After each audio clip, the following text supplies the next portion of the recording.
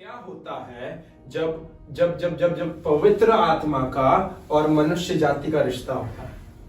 जब क्या होता है जब पवित्र आत्मा और मनुष्य जाति एक रिलेशनशिप में आते हैं? What actually happens when a Mankind and Holi spirit comes in a relationship, comes in a union, comes in a unity? Bible में से हम लोग इस चीज का आंसर देखते हैं that what actually happens when mankind and humanity come in a relationship. निकालेंगे मत्ती रचित सुसमाचार उसका पहला अध्याय. Wow, this is powerful. रोहो बोलो नमो सिखाशीदा रे बाबा बाबा बा रबलो नमासे. मत्ती 1 अध्याय पद संख्या 18 और उसके बाद में 18 से ही आगे की ओर जाएंगे हम लोग.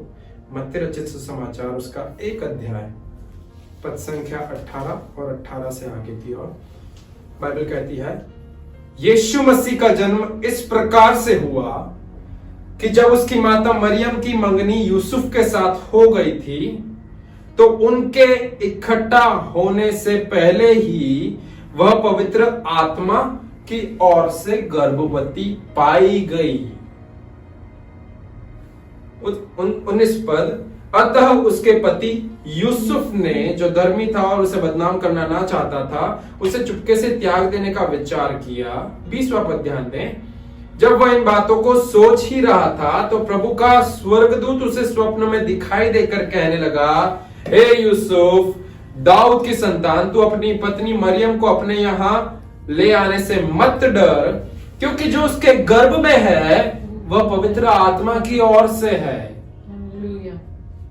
मैं फिर से पूछना चाहूंगा कि what happens when a mankind and Holy Spirit comes into a relationship? बताइए क्या हुआ जब पवित्र आत्मा ने मनुष्य जाति के साथ में रिश्ता बना लिया. मैं यहां पर जब रिश्ते की बात कर रहा हूं तो इससे पहले आप लोग 2-3 कुछ भी अलग अलग विचारों को लेकर के आए. मैं यहां पर यौन रिश्ते की बात नहीं कर रहा हूं, मैं यहां पर शारीरिक रिश्ते की बात नहीं कर रहा हूं. But what actually happened when a Mankind and Holi spirit comes into a unity, comes into a relationship, comes into a relationship. English Bible में से मैं पढ़ना चाहूंगा ताकि आप लोग इस चीज को समझने वाले सके. Now the birth of Jesus Christ was as follows. After his mother Mary was betrothed to Joseph, before they came together, she was found with the child of the Holy Spirit. With the child of the Holy Spirit. 20वां पद संख्या क्या बोलता है?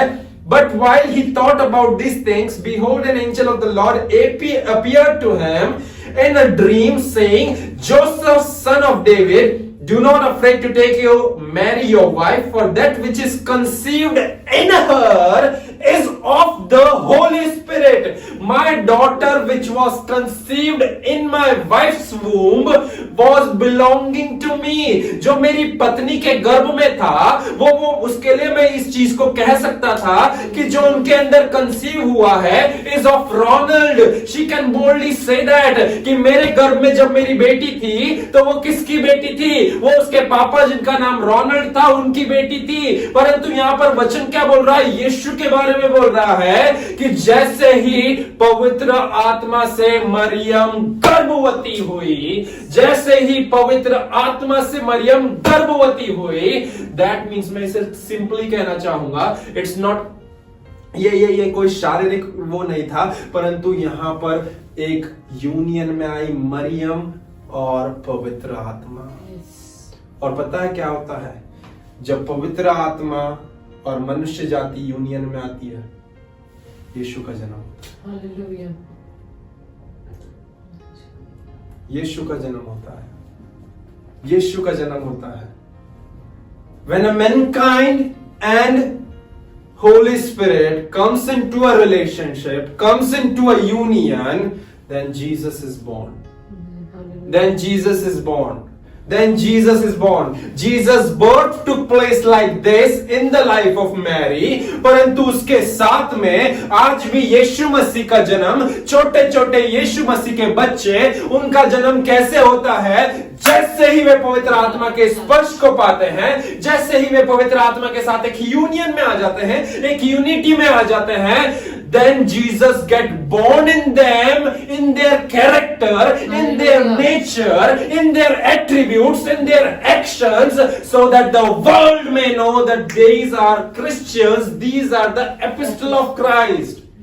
ये तो यीशु मसीह के देखा देखी एकदम यीशु मसीह जैसे बोलते हैं, ये तो यीशु मसीह जैसे व्यवहार करते हैं, इनके अंदर तो एकदम नम्रता यीशु जैसी है, ये तो बिल्कुल नम्र और प्रेमी स्वभाव के हैं, बहुत ही सेवा भावी लोग हैं।